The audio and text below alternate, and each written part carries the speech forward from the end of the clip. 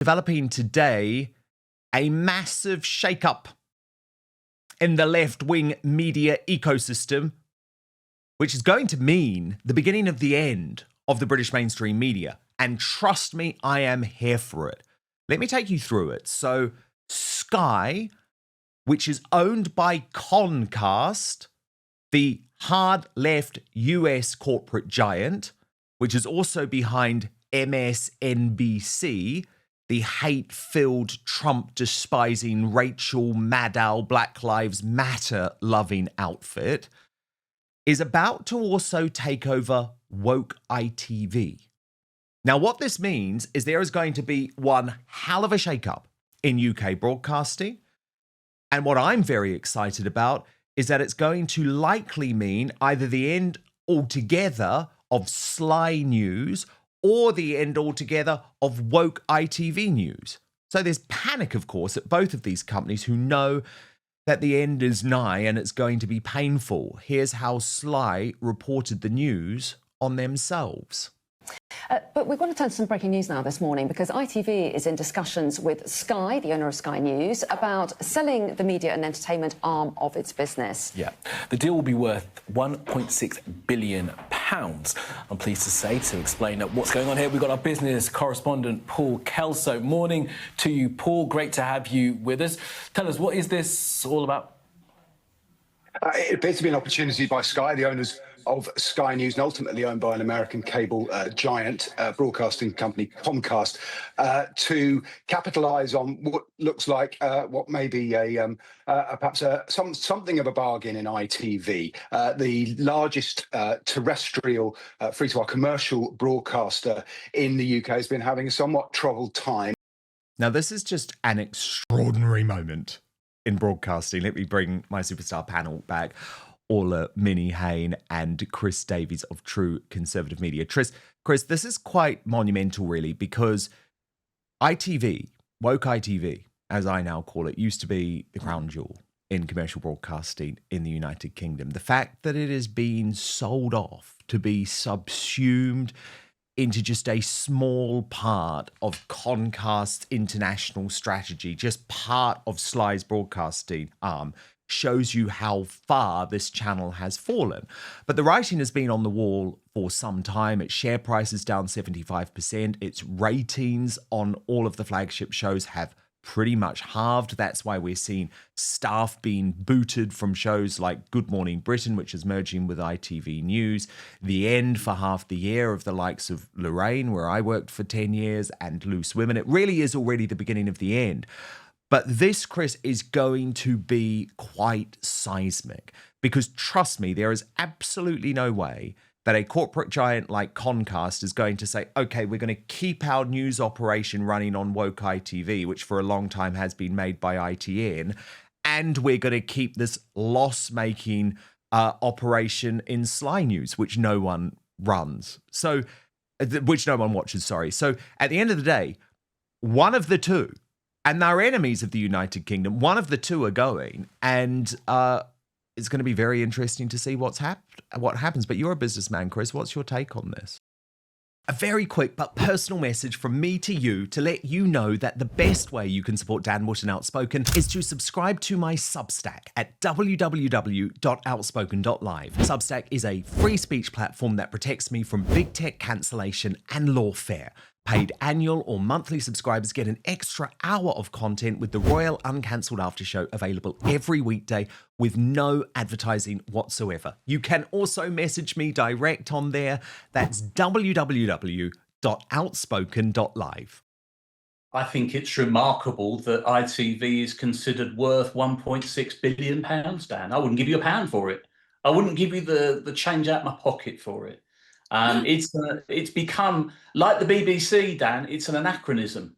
It should be put out of its misery and allowed to die. And seemingly, if it goes to Concast, that's exactly what's going to happen. These broadcasters, the legacy media, Dan, I'm not just saying this because I'm on your show, I'm saying it because it's true. Their history, their toast, they've been rumbled. We all know what they are.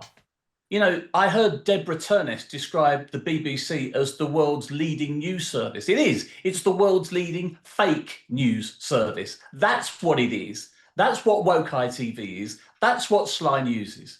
You know, these places are now for people of a certain age who maybe haven't quite progressed into digital technology and appreciate what is available on the other side of the internet. Nobody that we know watches this rubbish and believes it anymore. We're not that gullible. Yeah, you're Orla? absolutely correct. You're absolutely correct. You know, my mum said to me, bless her, the other day, she said, well, I saw it on the BBC News, so it must be true. No, it's not true. So there's this, you're absolutely right, Chris. There's this age group, sort of 70 plus. But do you know what? Saying that, I've got a lot of women that I stand by, we go protesting with, and they're switched on and they know it's a load of old rubbish. And I mean, if you look at ITV, 15 years ago, when you had X Factor and Simon Cowell and Ant and Dec were at their, you know, their prime, there was actually some stuff on there that was relatively entertaining, that was, you know, good, and it was quite fun. If you turn it on now, Loose Women, oh my God, it is just a debacle of dullness. I also think that the Holly and Philip Schofield thing was an absolute disaster for them. You know, the way that she threw him under the bus, and people just started thinking, what is this nonsense that we're having to watch?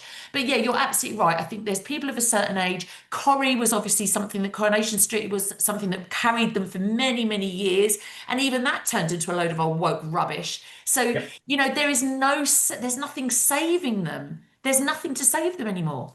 Orla, there's only one thing worse than loose women, and that's loose men. Beta men pretending to, you know, cuck themselves. Oh, I don't mind the loose man, Chris, I'll be honest. No comment. Let's go. Come on. We're only just before the watershed. I know we can get away with a little bit more on here, especially with Dan, because he's naughty. I mean, I'll bring it back on track by just saying, I think what is going to be so beautiful about this is that all of the big beasts of these two broadcasters are going to spend the next year freaking out, you know? So whether it's Beth Rigby on Sly News or Susanna Reid on Woke ITV, they know their days are numbered. Only half of these guys will survive. It's going to be very interesting to me, though, Chris, to see what the Concast bosses decide to do. Because let me put it to you that it might actually be Woke ITV which survives this. I wouldn't be surprised if Sly News is shut down altogether and they use ITN, which remember is pretty much owned by ITV, as the new news operation. I do think that's a possibility, Chris, because while obviously I have completely turned against the news output on ITV News, I think it's now further to the left than even the British Bashing Corporation. It's quite disgusting, the agenda they push. You could argue it is more commercially successful than Sly News, which has been a total disaster, a basket case in recent years, Chris, and is costing tens of millions of pounds a year. It hasn't made money ever. So there is another possibility here, Chris, that just because Concast is the big beast coming in to buy ITV, it doesn't necessarily protect Sly News. Sly News could simply be shut down altogether and ITV News would become the company's new arm of news broadcasting. Now, I'm not saying either is good, but I just don't think the people at Sly should be feeling safe today. But first, this time of year, the air gets harsher, the heating's on, and skin takes a beating. Dryness, fine lines, that loss of bounce. So now I need to tell you about how I've been avoiding those issues through the incredible products of One Skin, the world's first skin longevity company. It's led by an all-female team of PhDs in skin regeneration and tissue engineering, and their standout technology is the OS1 peptide. Instead of just masking dryness, OS1 is designed to work at the cellular level, targeting senescent cells, the troublemakers behind wrinkles and reduced elasticity, so skin can behave more like its younger self. By addressing aging at the source, OS1 helps support a stronger moisture barrier, improves the look of firmness and bounce, and smooths rough, tired-looking texture. The result is skin that looks and feels more resilient, better hydrated, and visibly healthier, supported from the source rather than just the surface. The range is simple but powerful. The best sellers: OS1 Face, a moisturiser and longevity serum in one; OS1 Body for crepey, dry or thinning skin, perfect when the seasons change; and OS1 Eye, their most concentrated formula for the delicate eye area. Every formula is dermatologist tested, safe for sensitive skin, NEA approved, backed by 5 published clinical studies, and trusted with over 10,000 5-star reviews. If you're ready to upgrade your routine for the colder months, start with Face and build from there. This season, don't just moisturise, support your skin at the cellular level with OneSkin. And for a limited time, you can try OneSkin with 15% off using code Outspoken at oneskin.co. That's 15% off at oneskin.co with the code Outspoken. After you purchase, they'll ask you where you heard about them. And please support our show and tell them it was via Dan Wootton Outspoken. Try OneSkin today. But now, back to the show. Dan, you're on the money. It's going to come down to eyeballs, and it's going to come down to, what sells, okay? This broadcaster, these broadcasters, currently as plural, are dependent on advertising revenue, and we all know that's through the floor. So then it's a question of what gets eyeballs on screen to get the advertisers to commit that are already there and to get new ones through the door. And I think you're quite right. I think there's a real chance, actually, that ITV might be retained and Sly goes. Remember, Sly's only been around for 30-odd years, whereas ITV's been around since the 50s, 60s? So, and it is a stronger brand. Whether you and I like it, whether we agree with it, whether we think it's the right thing to do, whenever two beasts come together, whether it's called a merger, whether it's called a takeover, there are winners and losers, and it is quite commonly the place that it effectively could be a reverse takeover where ITV wins and Sly loses. You're well, 100%, 100%, because I'm sorry, why pay £1.6 million if you are simply... Sorry, £1.6 billion if you are simply going to shut down the programming. Yep. And with all the will in the world, if you put the awful Beth Rigby and Sophie Ridge and all of that lot on Woke ITV, the ratings would be even lower. That'd be even lower than Susanna Reid and the Sharia law pushing Adil Ray. So I do think at the end of the day, we are going to see the end of Sly News if this deal goes through. And you know what? I will be toasting that moment. And it is sad. It's very, very sad because there was a time when under Rupert Murdoch's control, Sly News was absolutely essential as a true breaking news service that did provide an impartial alternative to the British Bashing Corporation. It really did. And trust me, on big news days in our history before there was social media, for example, 7/7, it was then Sky News under Rupert Murdoch that provided the quality breaking news that this country needed.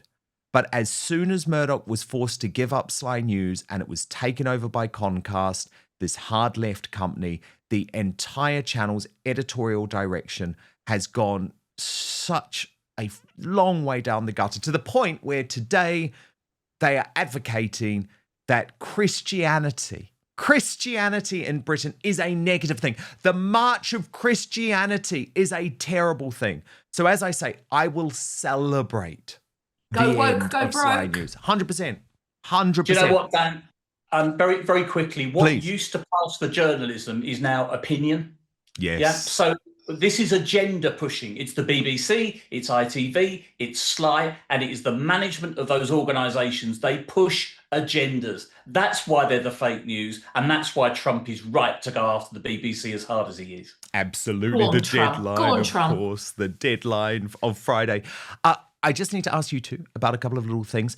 Orla, the Pink Ladies are continuing, despite all of the pressure on you to just shut up and go away and be shut down. You're saying hell no to that. And you have another big demo planned. Yes. You've just announced the details. Can you reveal what's going on? Yeah, so on the 22nd of November in Chelmsford, in Tyndall Square, which is right in the middle of Chelmsford town centre, Chelmsford has a terrible, terrible problem with a migrant camp that is on the outskirts between Chelmsford and Braintree, which is 1,200 men who are bussed into the town centre every day and loiter around, bored, drinking, sitting around car parks. It's just hell on earth for these people, and it's right in the middle of Essex, and we've got a massive problem in Essex in loads and loads of towns and villages around the Essex area. So we are bringing down women from Newcastle, from Scotland. I had a phone call from a lady today in Inverness, and she's coming down with a group of women. Yes. This is really, really taking hold. And if you look, Dan, on a serious note, look at how many women have been killed in the last 2-3 weeks. Lily, 19. Katie Fox today found guilty, stabbed to death in Birmingham. This is just out of control. Out of control. And all we hear is thousands and thousands more coming in day after day. And you know what? We are not going to give up. These women, I've now got groups of women in every region of this country standing up and saying, enough. And I'm hoping that the 22nd of November is going to be a massive, big day. And I really would love every woman and man, but it's led by women, supported by men, to come and show that, we are not going to be silenced. We must not be. The only way that we can hold this government to account is to shame them into listening to us. Absolutely. Thank you. And I support everything that the Pink Ladies do, and we'll be continuing to cover it here on Outspoken. And Chris, I was so concerned about what's going on with you and unfortunately your ex account. So this is really bizarre. You posted on September the 4th, 2025, all the oxygen is being sucked out of debate by Renegade. Just remember, every day, without fail, up and down the country, Pakistani Muslim rape gangs are gang raping vulnerable white British girls, detained, deport, remigrate. We are taking our country back. Now, True Conservative Media, your organisation, has posted that it is now 22 days since Chris Davies was locked out of his ex account for alleged violent speech for the post below. Grok has confirmed it is no such thing, all as a result of an Islamist pile-on that broke the algorithm. I mean, this is truly astonishing because I cannot see anything wrong with that original post. No, Dan, it's all to do with the fact that if you look at my pinned post and a couple below it on that profile, that I came out in support of Israel. And the one that I think really got people riled was that I've never seen a Jew blow themselves up. I've never seen a Jew do this, never seen a Jew do that. And they've got something like 600 and nearly 700,000 views. And it caused a pile-on. And what they've done is a little bit of ex-archaeology, pick a post they can all lump on, and they've come after me for a pile-on.